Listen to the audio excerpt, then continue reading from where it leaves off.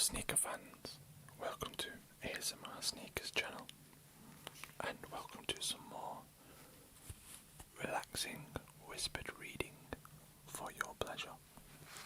So wherever you may be, if you sat down, if you lay down, if you stood up, whatever you happen to be doing, just make sure you're nice and comfortable, and you can basically relax and listen to my voice, excuse me, as I talk to you about my love for sneakers.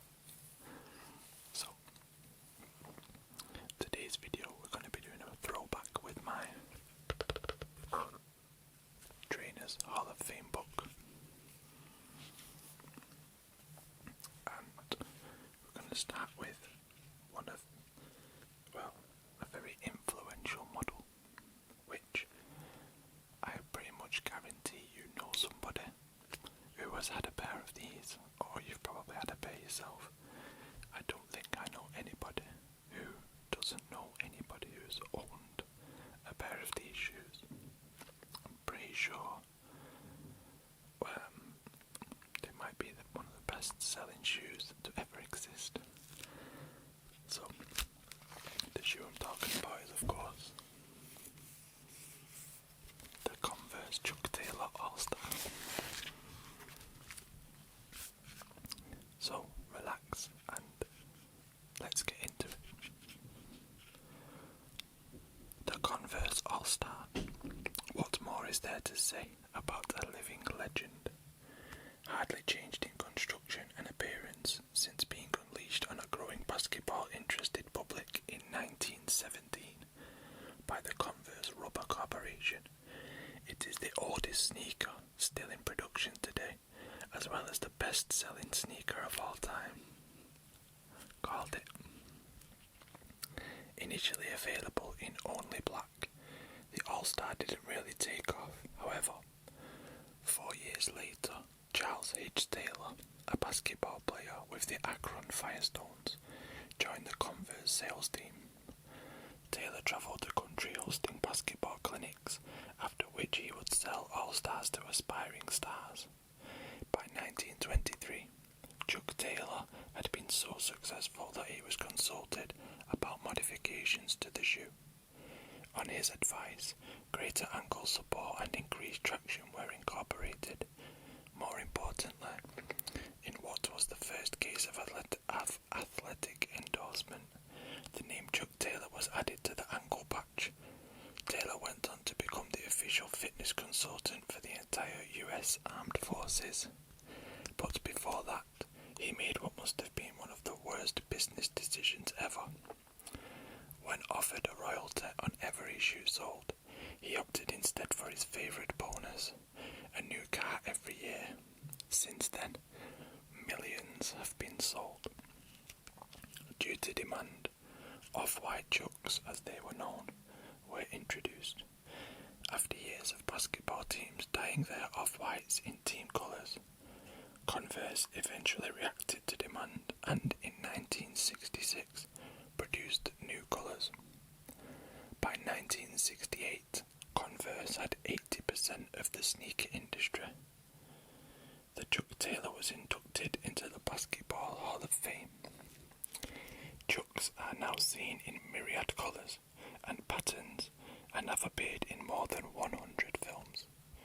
Around 30,000 pairs are sold each day worldwide, and by 1997, over 550 million pairs had been sold.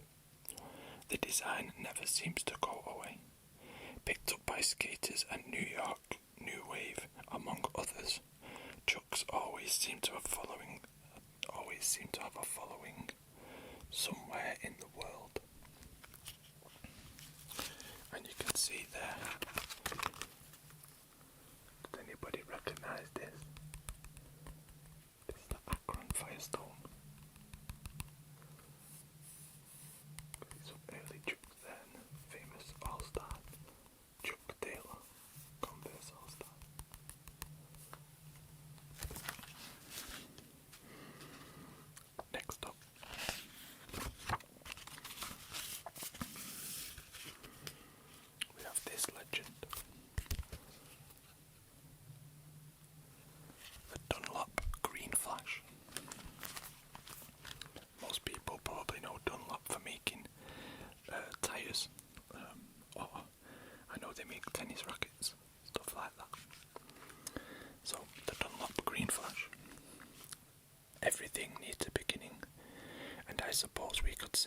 started back in Britain in the 1830s. This was when a certain John Boyd Dunlop discovered how to bond canvas to rubber. In the 1890s, Dunlop's Liverpool Rubber Company started to develop sports shoes known as sand shoes, so named because they were worn at the beach by Victorian vacationers.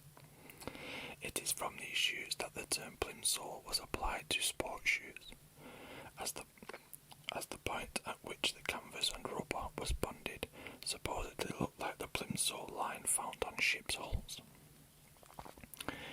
These Dunlop plimsolls became all-purpose gym shoes during the early years of the 20th century, but 1933 saw the introduction of the shoe that would go on to become a design classic, the Dunlop Green Flash 1555. This shoe had higher quality canvas and incorporated a herringbone pattern on the sole for better grip on the tennis court. It went on to become one of the biggest selling sports shoes of all time and is still made today. The great British tennis player Fred Berry was green flash clad when he went on to win Wimbledon 3 times in succession from 1934. From this point on, the legend grew. Dunlop has sold more than 25 million pairs, with 1 million a year being sold in the UK, alone at the height of their popularity. With the advance of trainer technology and fashion, Green Flash lost some street credibility. However, form is temporary and class is permanent. Times have gone full circle and Green Flash is enjoying its moment in the sun once more. Dunlop even hooked up with young fashion firms such as YMC to give the design a makeover. In the high-profile world of fashion and sport, few styles bear the test of time. Even fewer become design icons. The Dunlop Green Flash lays claim to both. And there you go.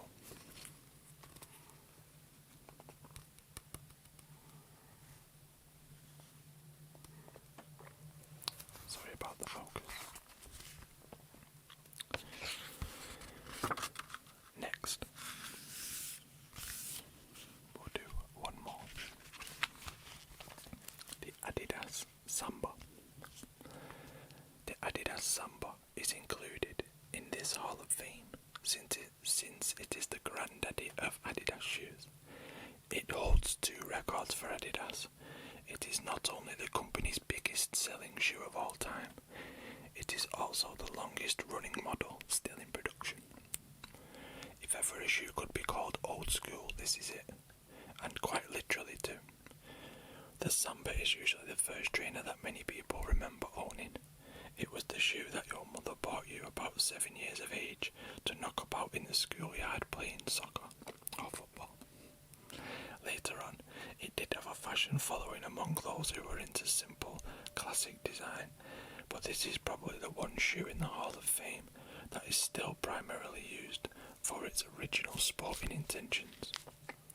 Although the Dassler brothers had been producing sports shoes since the 1920s, it was not until their acrimonious split in 1948 that Adolf and his brother Rudolf went their separate ways and Adidas was formed.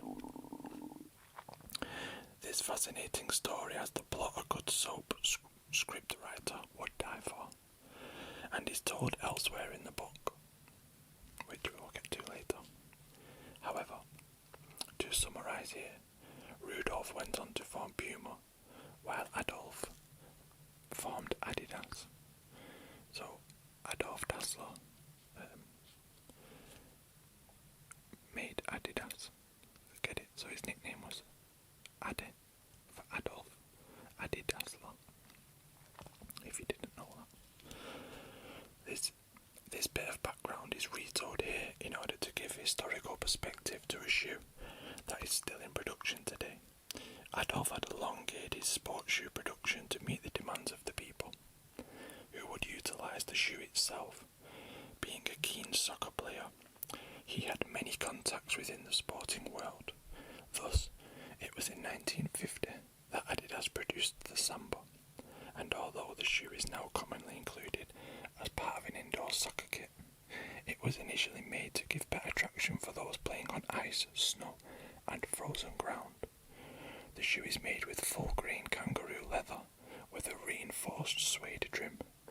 The toe cap has extra strengthening to give added protection when kicking the ball. But it is not for these facts alone that we respect the Samba. This shoe is a classic. And here is the Samba.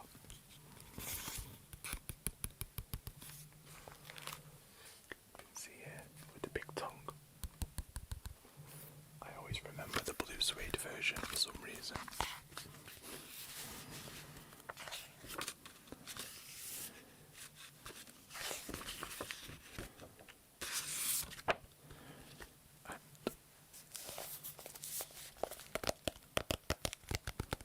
That will be all for this week's sneaker read.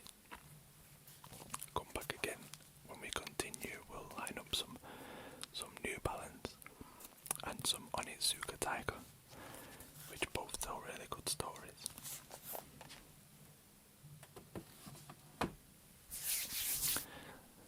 Thank you for listening. I hope you're now nice and relaxed. Maybe you've learned a little something about sneaker history